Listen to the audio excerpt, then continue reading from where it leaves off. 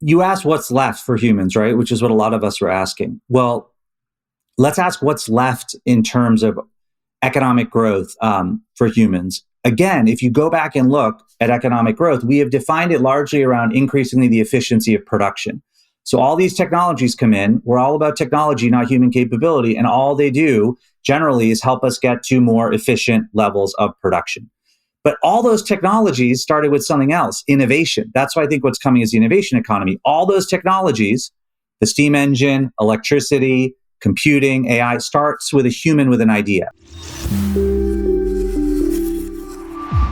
Welcome to the Future of Less Work, where we're piecing together the puzzle of the changing world of work, one conversation at a time. I'm Nirit Cohen, and with me today is Aneesh, LinkedIn's Chief Economic Opportunity Officer, here to discuss LinkedIn's Work Change Report and what we can learn from it about the evolving world of work. Hey, Aneesh. Hey, thank you so much for having me. So here's my first question, because we talk about the evolving world of work and how it changes our professional identities. What is a Chief Economic Opportunity Officer? Yes, you would be forgiven if you have no idea and want to know more, because I think I'm the first person, maybe in the world, certainly at LinkedIn, to have this role. And really, the why of the role is that our vision at LinkedIn is to create economic opportunity for every member of the global workforce. A lot's changed in the world of work. A lot's changed for LinkedIn over the 2 decades we've been around. That has always stayed the same. And it's always been sort of an aspiration, right? Every member, that's like 3 billion plus workers in the world today. But as work started to change at such a fundamental level over the past, 5 years or so, the pandemic obviously ushering a whole new expectation set around work for workers. And now with AI, a whole new technological force changing work. We actually think every member, creating economic opportunity for every member, is an action item that we can achieve in our time. And so my role is really to go out into the world and really focus on talking to leaders across sectors, business leaders, academic leaders, labor leaders, government leaders, nonprofit leaders, but the people behind the systems that surround economic opportunity, education, employment, and entrepreneurship, and help them understand the bigness of change that's hitting, but then help them manage it, ideally to build a more human-centric world of work, which we could talk about. I don't think we've ever done yet as a species. So we'll talk about that, but it's actually, you've kind of jumped right into, I think, what I had probably lower down on the list. But we keep, hearing. I mean, we know we're talking about AI today and the impact of on work, and I've had numerous conversations with CEOs in the last few weeks. And they have a very simple formula in their mind, right? AI is coming in. I can do more with less. And so we're letting people go. I'm going to keep the 3 best people out of every 10 group. And we're starting to see some interesting signals in what we call the white collar, job market. Mm-hmm. So is that what's going to happen? Because that's the opposite of economic opportunity for everyone. It is. I live in San Francisco, and if you drive around in San Francisco today, there are billboards that literally say, "Stop hiring humans." And a day-to-day conversation out here is the idea that the most efficient economic model coming is a billion-dollar company with no employees. And I think all of that math is misguided and has a bunch of blind spots. So let me sort of walk you through my argument. And a lot of my job is to first look back at the history of work to understand how we got to where we're at and then what's going to change as we go forward. If you look at I am going to, so I love that. And that's exactly what we should be doing. But I'm just going to tell you that as you go through those arguments, I'm going to push back, not because I don't agree with you. In fact, I do agree with you. Yes. But because the pushing back is exactly the argument that I seem to be having with CEOs these days. So, please do. Have this. Yeah. I hope everyone's using AI in some way. One of the ways I use AI is that every month or so, I block some time and I have it debate me. So everything I am saying, I give it all the information of people that are out there saying either different things or opposing things to me, to make sure that I sound credible and can think of every sort of nook and cranny of this argument. So again, if you go to the history of work, the story of work has been the story of technology at work. It has never been the story of humans at work. And so for millennia, for thousands and thousands of years, humans are in what I'd call a goods economy. So that's largely agriculture for most of our existence. And across that time, work is inherited, like the genes that determine your height. Whatever your parents did, you did. It's only in the 1700s, when you have these industrial revolutions, that choice starts to come into work and this idea of careers emerges. And that's when you have the first of what I'd say have been the three, and AI I think will be the fourth, modern day general purpose technologies. Right. So if you haven't heard that term, read about it, learn about it. But basically, these are big deal technologies that when they hit, they sort of like feed into everything everywhere. They are able to keep getting better.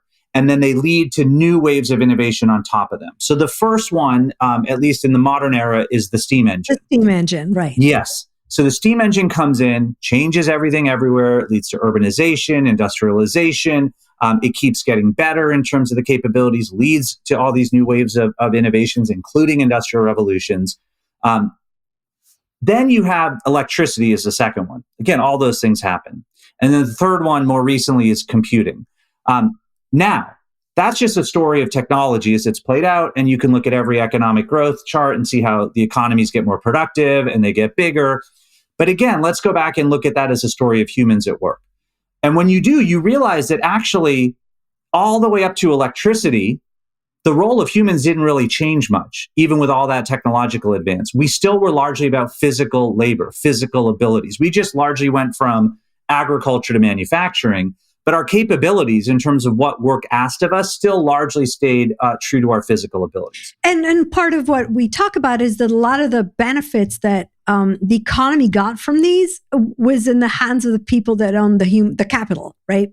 Yeah, I mean, don't forget the labor market we have today. We've been talking about work, but the labor market was born to be broken, built to be broken. You know, the first eras of the labor market are explicitly exploitative until we outlaw child labor, outlaw discrimination of different forms. And in modern times, a lot of that has baked into this pedigree economy where opportunity is linked to, do you have the right degree from the right school? Do you know the right people that I know? Do you have the right job title from the employer? Which is our knowledge work. And it's also how we create the accreditation of who we are professionally, right? You know that I am good because I went to the right schools and I worked in the right companies. And again, that's all because everything about work is centered around technology, not humans. So we will vet every technological tool that we're going to use at work incredibly thoughtfully as humans across any business. What tool are we bringing in? What does that mean for data? Do we know if it works? Can you ask around? With humans, it's generally guesswork, right? That's part of why these things that exist as pedigree signals are there. None of us know, are we overqualified or underqualified? Are we overpaid or underpaid in the job we're in? And by the way, our employers don't know either.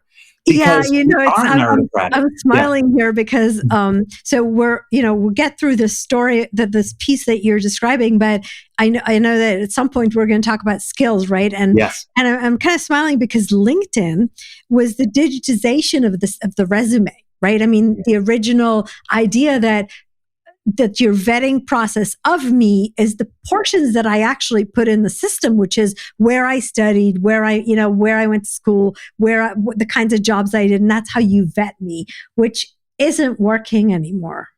But I don't, we're jumping ahead. I actually want to get back to, so we talked about these general purpose technologies and we're coming off the computer into the AI. Yes. So just so people can kind of keep track, there are two big things we're talking about. One is sort of the story of work as it relates to economic growth and economic mobility. And we've been talking about these technologies as they come. And the second is the story of the labor market. And they connect, again, with the idea that the story of work has never been the story of humans at work. It's been the story of technology at work. Yes. One of the bad byproducts of that is a labor market that was built to be broken and is one of the least transparent, least dynamic, least efficient, markets humans have ever created. But if we go to that atmospheric, so we've talked about three big general purpose technologies, and we talked about how for two of them, it didn't really change much for humans at work. But then for the one that came most recently, computing, that did change work for humans. Suddenly, physical ability is complemented by intellectual ability. Right. And we call it the knowledge work, right? The knowledge economy. So we go from a goods economy to a knowledge economy. So we don't just get a third general purpose technology, we get our second big economy across human history. So then, as we look at all that's changing right now with AI and quantum computing and robotics, this like moment of big technological advance, there are two big questions. One is this another general purpose technology? Is it going to feed into everything everywhere? Is it going to continually improve and then lead to waves of innovation? Is that still a question? I think it is impossible for anyone to yet adjudicate it because you need more time to see how it plays out. We're still very early in this moment, but everything we know about the capabilities of generative AI suggests that it is the fourth big general purpose technology, and the swiftness with which it's being adopted, that we're starting to see it lead to new waves of innovation. I would bet, if I were betting on this, that it is a fourth general purpose technology. That then leads to the potentially most important question that we should all be asking. What happens to us in this change? And is this more like computing or electricity? Yeah. Electricity comes and changes very little for humans at work. Literally just where we do physical work changes from the field to the plant. Computing comes and changes what is work for humans. Right. Now, this is the part I've spent the most time focused on. And I fundamentally believe that AI is not just more like computing, and it's not just going to lead to a third economy. We'll go from goods to knowledge to a new economy with it, but that it's fundamentally going to push us to finally make the story of work the story of humans at work, to bring human capability to the center. And the quick answer as to why is, again, physical ability, robots are going to do more and more of. Intellectual ability, generative AI is going to do more and more of. And then what's left? So that led a lot of people to say, what's left? Nothing's left. We're done. Because we have almost inherited this diminished sense of self as species. Because again, work never was built around our capabilities. So we what you can physically do with your hands, we call that blue collar, right? Or what you can do with your minds, we call that white collar. We don't have another color. Yeah, well, so now we're going beyond collar, actually, is what I think is going to happen. Because we're not going to lose all physical jobs. And you can see in the US, elsewhere, trades crafts are actually increasing in terms of interest in and durability of a degree, because it's going to take a while for advanced robotics to get to that place. And even then, there's going to be increasingly areas where people want humans to do work. Intellectual ability, we know, is coming in for certain repetitive task professions, finance, law. But even then, there's still going to be all these other opportunities for people to bridge all of this together into a beyond collar world that I'm calling the innovation economy. And the innovation economy is anchored on our social abilities. Again, physical abilities, intellectual abilities. Social abilities are this interesting story of dismissiveness for humans, right? So you're telling these CEOs, okay, you're going to replace what people do, right, with AI agents and other, tools. They could be robotics, etc. But there's a level that you don't appreciate, understand, or see in operating the organization today that you're calling social, that we don't have we haven't identified properly. We don't have the words to describe it. We've not only not identified it, we've never prioritized it. We said, don't let emotion get in the way of reason. We spent 100 years building systems of teaching, training, credentialing around IQ, very little work to show around EQ as humans. Early childhood development, social emotional learning is kind of the most mature curricula we've developed there. I define them, and it's really fascinating because I talk to neuroscientists a lot. I talk to organizational psychologists. I'm always trying to find who's already figured this out, because we must have figured out what this social abilities bucket is, how to define it, how to measure it. We haven't. So I've come up with my own version, which are the 5 C's. And these are all capabilities that sit at the intersection of our consciousness and conscience, our EQ and IQ. They are things that AI can help us with, robots can help us with, but they can never beat us at it because we don't even know how we do these 5 C's. What are they? Curiosity, compassion, courage, creativity, and communication. Okay. Now, the big question is, why does that matter if you're a CEO? Okay, exactly. You're saying people need more people skills. Well, yes and no, because so I have spent 3 decades at, in the high tech industry, but in human resources jobs and in M&A jobs, right? And even when you look at acquisitions, right, you know that it doesn't matter what you're buying. It starts and ends with the people, and are you going to be able to engage them? So in a way, I want to say we know that there are people aspects, right, in this machine that's called the organization that are important. And we know that sometimes we spend time debating what's the difference between a manager and a leader. And we talk about these kind of nuanced capabilities that we have a hard time putting words around. And we certainly don't know how to measure, or I'm not even sure we have enough, names to call that. You're saying now this is going to go right into the center of people's job in the economy. That's going to be the difference between work and non-work, or a successful organization and lack thereof.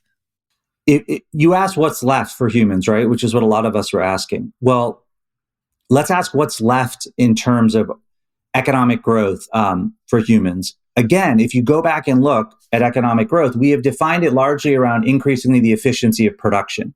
So all these technologies come in. We're all about technology, not human capability. And all they do generally is help us get to more efficient levels of production. But all those technologies started with something else, innovation. That's why I think what's coming is the innovation economy. All those technologies, the steam engine, electricity, computing, AI, starts with a human with an idea. Well, let's look at ease of innovation and how that's worked for humans. We have done phenomenally badly at that. The only people among all humans that get to really ideate, that turn an idea into an invention into an industry into a general purpose technology, are very, very, very, very, very few humans who live largely in the wealthiest cities of the wealthiest nations of their time, who have the right credentials and the right connections to get the capital they need to actually turn an idea into an invention. And we have data on this. There is a report called The Lost Einsteins that Raj Shetty at Harvard did in 2017. He looked at early education STEM grades and saw, as you'd expect, equal aptitude across socioeconomic differences. And then he looked at patent filings.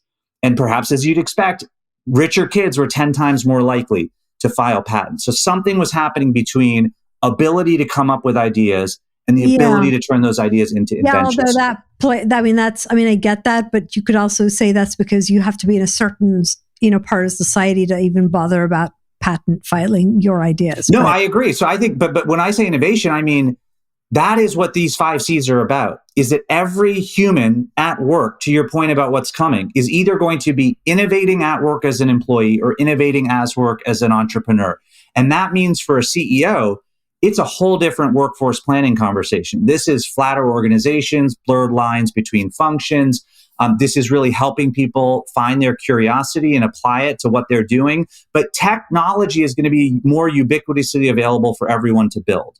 The winning companies are going to have the most innovative teams, which is going to be a whole different way for sectors to think and for companies to think. And I think there might be another route in the same direction, because ultimately one of the things I suggested to one of the CEOs, it would talk about companies without employees. Maybe it's people without companies, because when you democratize the capabilities, right? And now the technology is not in the hands of just the capital, holding organizations.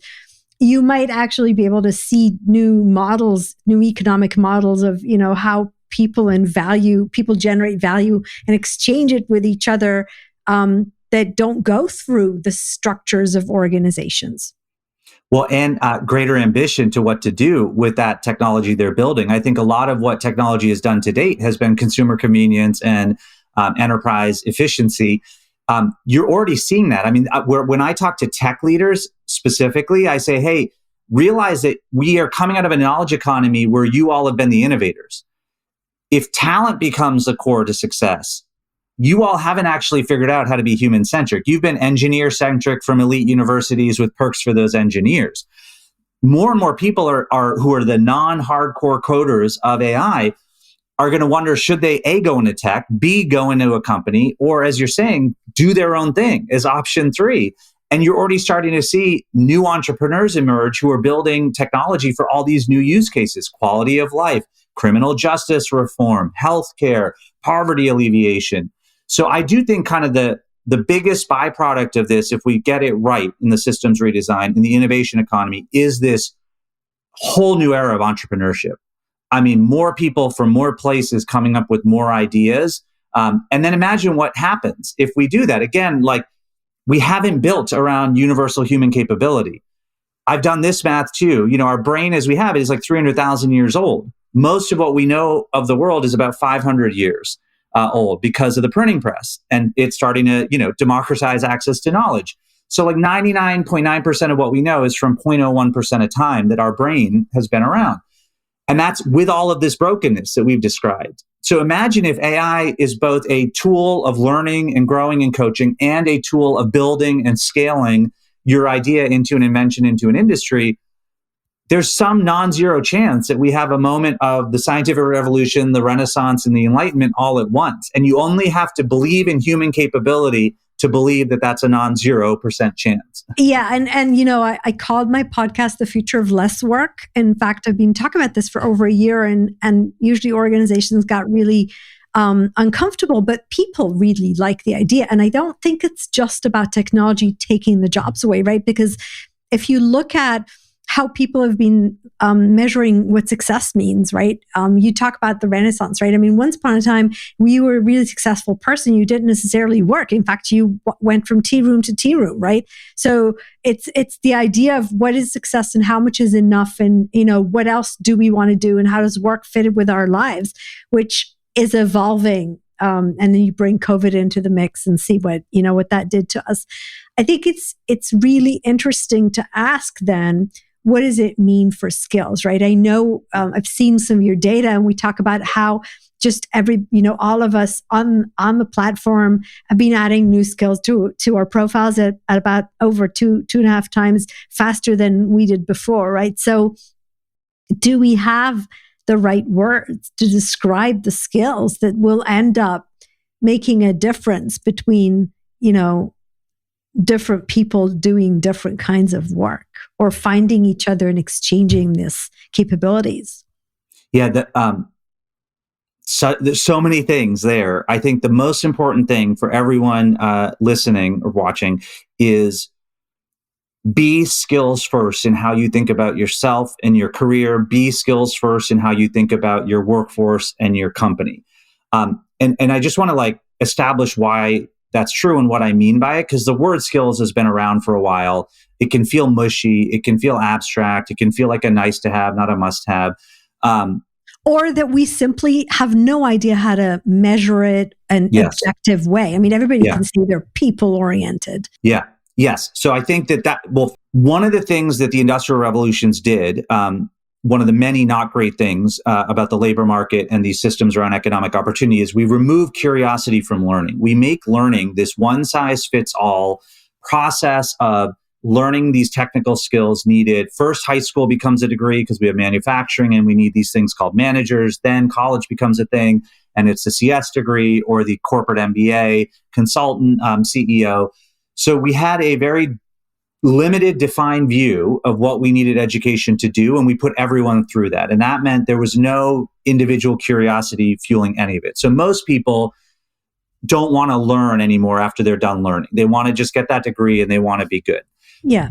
That is not skills. We talk about that because in the past, right, in the contract that I signed up for when I started working, you learned until the end of your 20s, you kind of accumulated the knowledge, you got your degrees, and that held for 30, 40 years of career. And then there was retirement. Right. That's right. And so everything about what you know was based on things you couldn't control. It was a degree that someone gave you or not, or that you could access or not. It was a job title that someone gave you or not, or that you could access or not. And it was a set of connections that you either had or didn't have. So you had no complete agency over who you were professionally. And what's exciting is that all of that badness I just described is proving less and less durable as we go into this new economy, because degrees are less durable over the course of changes that are hitting work at such a constant rate. There's more consumer activism around the cost of degrees and whether they're worth it in terms of employability. So all the stuff that we lived in is starting to come under some duress. The best way to manage all that is with skills. So skills is literally just what do you do the most, are best at, really starting to define that for yourself. And I always offer myself up as the first example, because I've lived everything I'm saying to people. My career makes no sense by job title. It's a cool career, but it makes no sense. And it was getting increasingly difficult to get hired because it made no sense. You're a war correspondent, then you go become a speechwriter to President Obama, then you're growth at startups, and then you're doing this thing at Facebook, economic impact. I don't even know what that is. In the old days, we'd look at your resume and throw you out the window because we'd say, that's somebody who isn't stable. Yes. And my average is like 2 years in each role because I kept seeking these new growth opportunities. And I'd go and interview and they'd say, what can you do? And I say, I can do anything. And that's like the worst answer because you want someone who's really good at the specific thing you're hiring for. So one of the things I did early at LinkedIn to understand the truth of this story is I went, and anyone can on their LinkedIn profile, and listed the top skills in every job I had. So I started to literally reframe my story of self professionally from the job titles to the skill sets. And what I realized is actually that's a pretty simple story. My whole career has been explanatory storytelling. Reporter, speechwriter, going to do growth and say why that company matters, going to do advocacy campaigns. Midway through, I decided I don't want to just tell stories. I want to inspire people to do something about them. So coalition building becomes a skill set. That's everything from business development to policy campaign advocacy. And then about 10, 15 years ago, I said, I don't want to do that as a generalist. There's this issue that as a son of immigrants and as someone who's seen this issue at every angle, I want to fix, and that's economic opportunity. And I called it different things at different moments: economic mobility, economic freedom, economic opportunity. But it's all this thing of how we have full agency in our life, which isn't just legal freedom, but the ability to earn and save and be able to control well-being in the context of work. That's it. I am an explanatory storyteller who builds coalitions around this issue. Everyone can do that. And the minute you start even your first draft of Story of Self with skills, you have more control, and your employer now has a better sense of what you can do as they start to think about how sales and marketing is going to merge, how product and engineering is going to merge, how this like new world of work is going to blur lines between functions that job titles won't really help with. So we all still have job titles. We opened this conversation with the one that we just made up for me out of LinkedIn. But my job was about the tasks. I mean, I immediately defined it by these tasks, and then you now know the skill set. So here's what I'm hearing you say, because you said, okay, all of the things that defined us in the past, which, by the way, we didn't really control, which is a problem if you came from, if we needed to be mobile economically, and all those things don't work anymore. And then you said that's a good thing. And I'm thinking about all the people who are saying these days, I have all this potential, which I can't get other people to understand that I have, and therefore I can't get hired, right?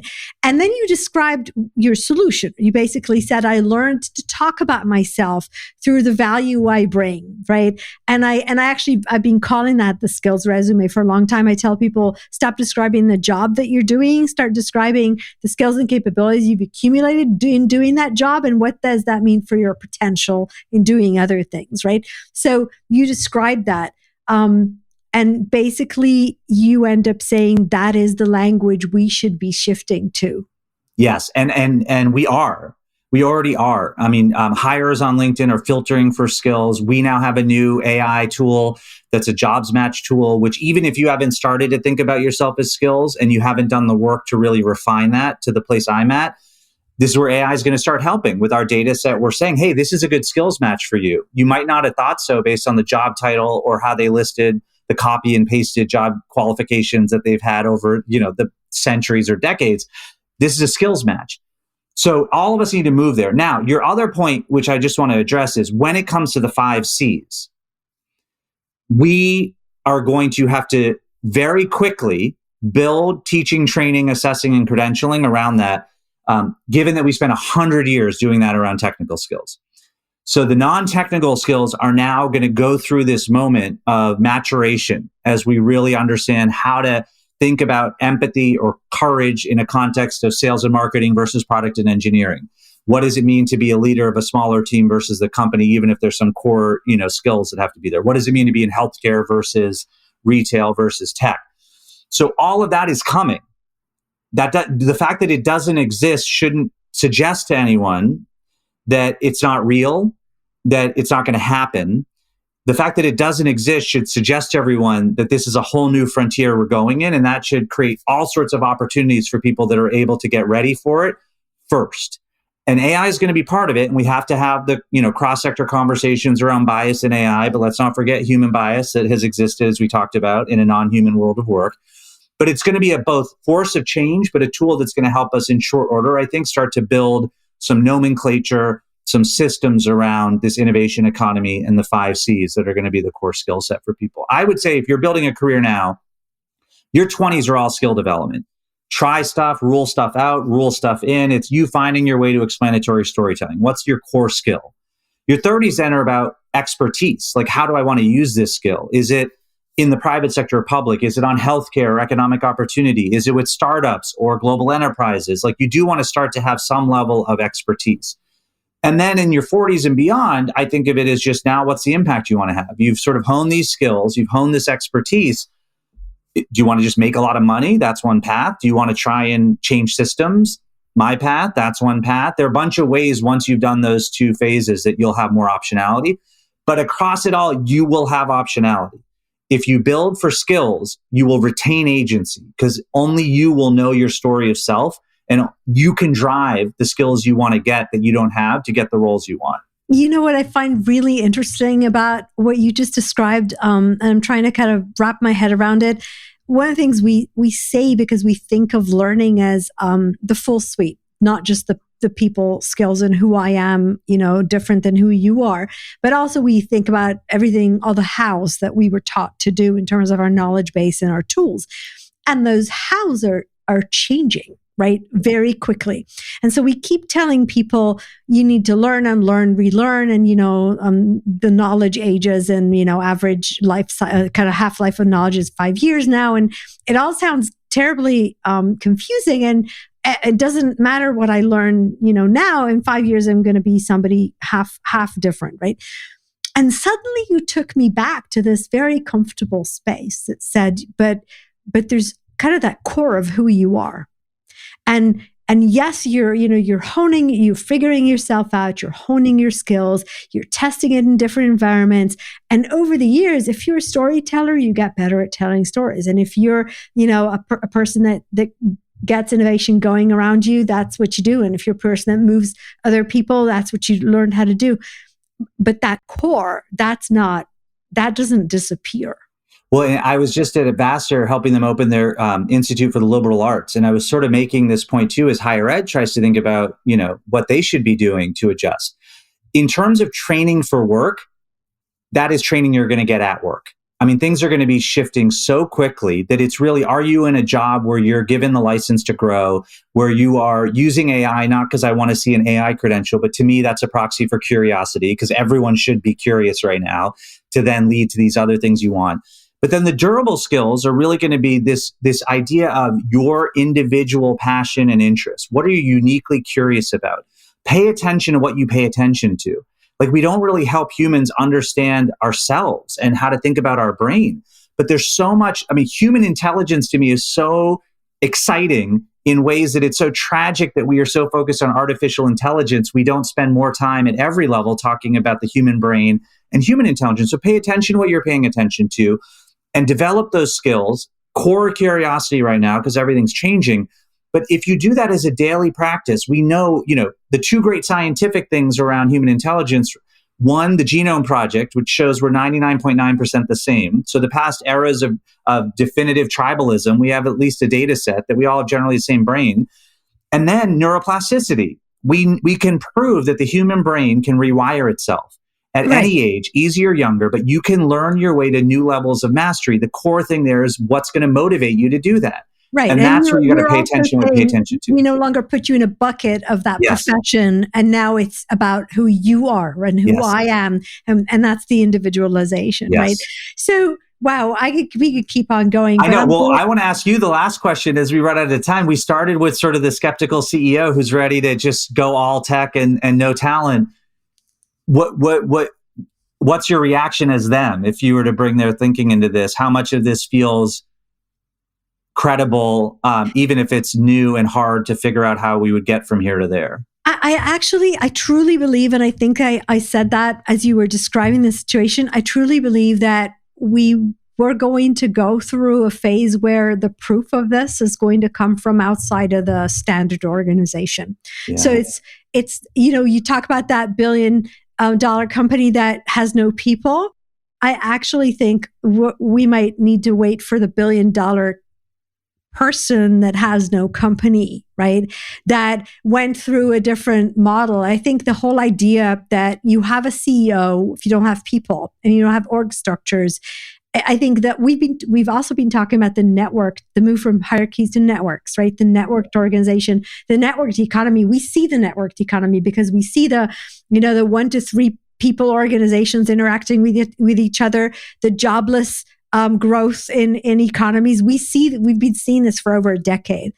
So I don't know that I can convince a CEO that they can't just fire 7 people and make do with 3. I think what will convince them is when the 7 that they fired will end up creating something on the side that they will say, wow, how'd they do that? And why they let them go.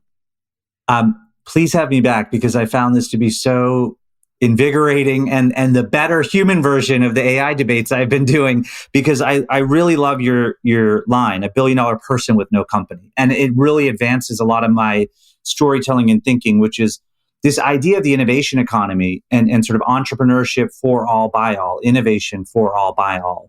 I think you're right. Like the thing that we're looking to the wrong place. We're using old math for a new equation if we're waiting to see it play out in big companies. Really, the story that is playing out is the idea that you no longer need to go to a big company for any set of things. And how we get from here to there, I think will create a lot of restlessness in how people have built careers in companies, but a lot of incredible innovation as there are more ways for more people to bring more to work and to what they want to build at work. Right. Absolutely. Wow. This has been great. So thank you for joining me today, Aneesh. It's just been fabulous. And we should probably do another one of those soon.